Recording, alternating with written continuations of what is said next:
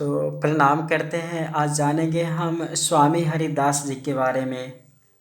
भक्त चरितामृत के अनुसार स्वामी हरिदास का जन्म सन 1537 के भादो मास में मतलब सन 1480 ईस्वी जन्माष्टमी को हुआ था, जो सारस्वत ब्राह्मण थे। उनके पिता का नाम आशुधीर तथा माता का नाम गंगा देवी था। दोनों धार्मिक स्वभाव के और साधु संतों के बड़े भक्त थे। स्वामी हरिदास में बाल्यकाल से ही ईश्वर भक्ति की भावना जागृत हुई। उन्होंने 25 वर्ष की अल्पायु में ही संन्यास ले लिया। कुछ समय बाद वे वृंदावन चले गए और निधिवन निकुंज में कुटिया बनाकर रहने लगे। जीवन की कम से कम आवश्यकताओं की पूर्ति उन्हें अधिकतम संतोष देती थी। वे बस ईश्वर की आराधना और संगीत साधना में लगे रहते।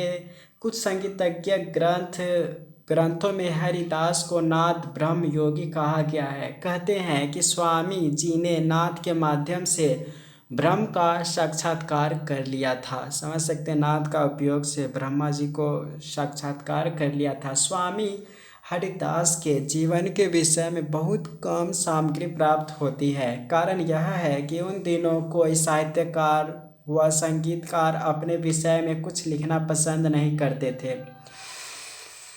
अतः स्वामी जी की जन्म तिथि और जन्म स्थान के बारे में बहुत मतभेद है। एक मत अनुसार उनका जन्म पंजाब के मुल्ताना अथवा होशियारपुर अथवा हरियाणा के किसी गांव में हुआ था। कुछ लोगों के विचार से उनके पूर्वज पंजाब के अवश्य थे, किंतु उनका जन्म उत्तर प्रदेश के अलीगढ़ जिले में खिरेश्वर महादेव के समीप हुआ था और उनके नाम से हरिदासपुर ग्राम बस गया। तो ये उनका मतभेद है, कहाँ पर जन्म हुआ अभी तक सही तरीके से पता नहीं चला। स्वामी हरिदास अपनी कुटिया छोड़कर कहीं नहीं जाते थे। तानसेन के द्वारा अकबर रोज उनकी प्रशंसा सुना करता था। तानसेन के द्वारा अकबर जो थे वे रोज उनकी प्रशंसा सुना करते थे। अतः उसके मन में हरिदास जी का गायन सुनने की तीव्र इच्छा हुई। वे तानसेन के साथ वृंदावन गए और स्वामी जी की झोपड़ी के निकट एक झाड़ी में छिपकर बैठ गए। स्वामी जी की झोपड़ी के निकट एक झाड़ी में बैठ गए, मतलब तानसेन वहाँ गए तो बैठ गए। तब तानसेन ने स्वामी जी के सामने जानबूझकर एक ध्रुपद को अशुद्ध गाना प्रारंभ किया। तो स्वामी जी ने आश्चर्य में आकर तानसेन को डांटा और उसका शुद्ध रूप उनको सुनाया। बाहर छिपे बादशाह अकबर उनका गायन सुनकर आत्मविभोर हो गए। अपने गायन के पश्चात स्वामी जी ने तानसेन से कहा कि तुमने छल से मेरा गायन सम्राट अकबर को सुनवाया है, यह अच्छा नहीं किया। खैर, अब जाओ और बादशाह को यहाँ बुला लाओ। कहते हैं कि अकबर उनके गायन से ऐसे आत्मविस्मृत थे कि उसने जाकर स्वामी जी के चरण पकड़ लिए।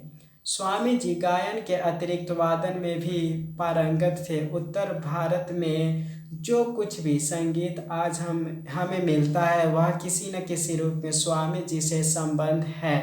स्वामी हरिदास की मृत्यु 95 वर्ष की अवस्था में संवत 1634 में हुई। वृंदावन में प्रतिवर्ष भाद्रपद शुक्ल अष्टमी को प्रतिवर्ष हरिदास जयंती मनाई जाती है। कहा जाता है कि स्वामी हरिदास के शिष्य तानसेन, बिरजू बावरा बैजू बावरा, रामदास, दिवाकर, मदन राय, गोपाल लाल, सोमनाथ तथा राजा सौरसेन थे। किंतु तत्कालीन किसी भी साहित्य में तानसेन और बैजू बावरा को स्वामी जी का शिष्य होना नहीं मिलता। तानसेन की रचनाओं ने कहीं भी स्वामी हरिदास की भक्ति भावना का दर्शन नहीं होता है, इसलिए ऐसा मालूम पड़ता है कि एक से अधिक तानसेन हो चुके हैं। स्वामी हरिदास का जन्म ऐसे काल में हुआ था जब भारतीय संगीत अस्तप्राय रहा था, किंतु स्वामी जी ने ही उसे पुनः प्राण प्रतिष्ठा की। उन्होंने धमार, त्रिवट और चतुरंग की भी रचना की। संगीत कल्प कल्पद्रुम में उनकी अनेक रचनाएं मिलती है। तो ये ग्रंथ है संगीत कल्पद्रुम, उनकी रचनाएं बहुत मिलती है। तो इस तरीके से स्वामी हरिदास जी के बारे में जाने। और भी म्यूजिक जो भी आप पढ़ना चाहते हैं, म्यूजिक से रिलेटेड कोई भी बात है तो इस चैनल पर आपको मिल जाएंगे, तो सब्सक्राइब कर लीजिए। तो बहुत बहुत शुक्रिया बने रहने के लिए।